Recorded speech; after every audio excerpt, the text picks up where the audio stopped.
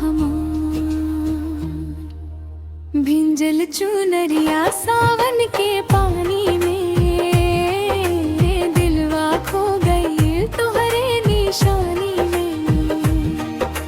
रिमझिम बरसे बदरिया रात दिन, तोहरे बिना लागे ना मन कछन।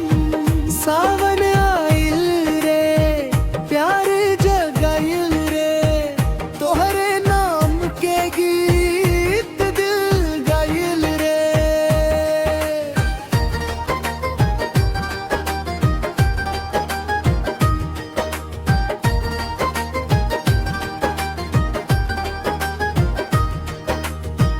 कजरारी अखियां तोहर याद आवे, ठंडी ठंडी हवा जब गाल छुआवे।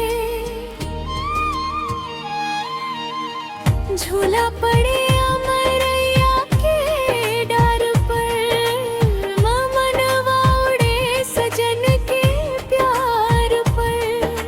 चूड़ी खन के पायल बाजे, मनवा तोहरे राह निहारे। एक बेर आ जाओ सजना, सोना लगे अंगना हमारे।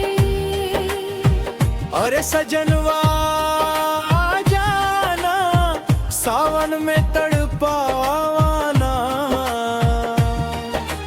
तोहरे बिना ही भरखा धूरी, आके बना दा जिंदगी पूरी। भिंजल चुनरिया सावन के